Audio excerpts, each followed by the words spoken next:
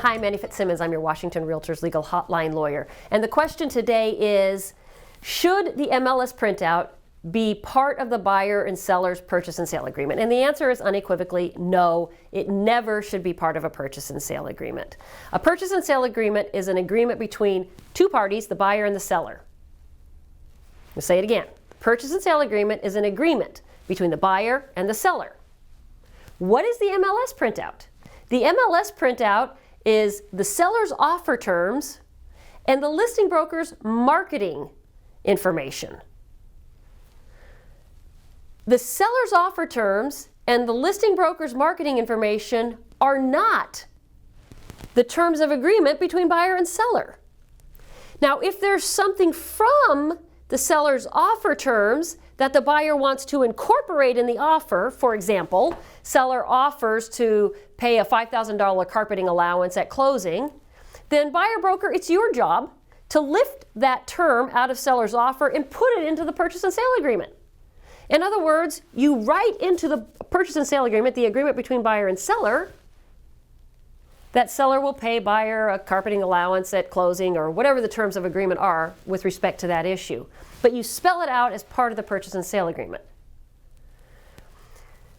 Listing brokers, you don't ever advise sellers to sign a purchase and sale agreement if the MLS printout is attached. Why not?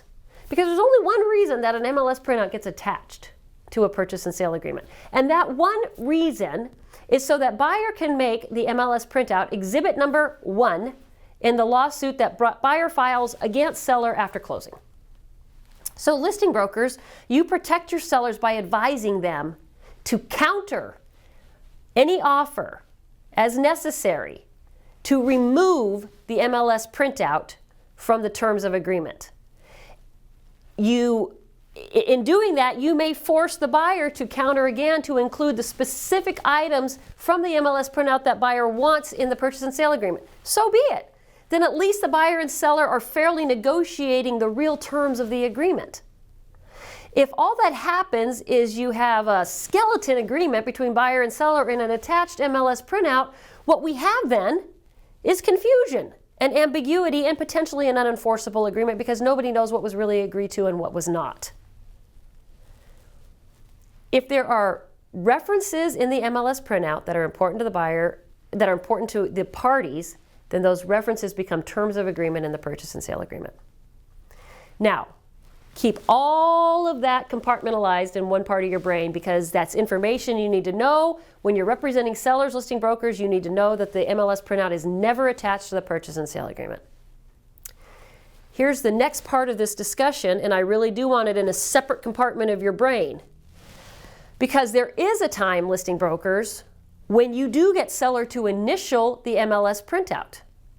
And seller's initialed copy of the MLS printout goes in your firm's transaction file.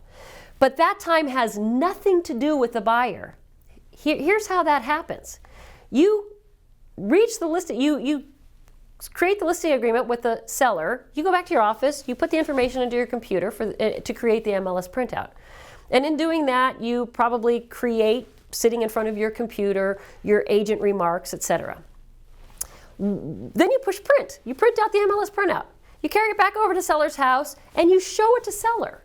And you can show it to seller in an act of advocacy for yourself because look, seller, at the marketing piece I've created for you. This is going to go out not to everybody in our community and in our county or even in our state, but this is part of the World Wide Web now. Everybody who's on the internet can see this MLS printout and the advocacy I've created for your home. So read my agent remarks, read everything I said about your home. And seller, if you believe this is an accurate representation of your home, initial.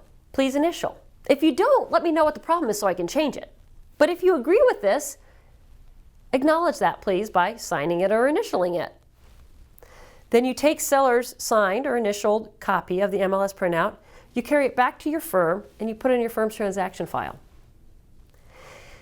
Then, after closing, if seller gets sued, and seller gets sued because, for example, your MLS printout says that the property is connected to sewer and it's not, it's still on septic, and seller and you get sued, listing broker, because you represented that it's on sewer, You get to turn around now and say, hey, I said it was on sewer because the seller told me that, and here's proof that the seller acknowledged that the property was connected to sewer because I have this MLS printout that the seller signed showing that they agreed with the information in the MLS printout. Two very different treatments of the MLS printout. Listing brokers, you have a seller initialed MLS printout in your transaction file. That seller initialed or signed MLS printout never, ever goes to the buyer. Listing brokers, when you get an offer from a buyer and it has an MLS printout attached to it, your advice to seller is get rid of that MLS printout before you accept this offer. Unlike some questions where there's some gray area, answer's not quite black and white, this answer is black and white. Same MLS printout, two different treatments. If you have questions about this issue or any other, please send an email to me, legalhotline@warealtor.org. Thank you for being a Washington Realtors member.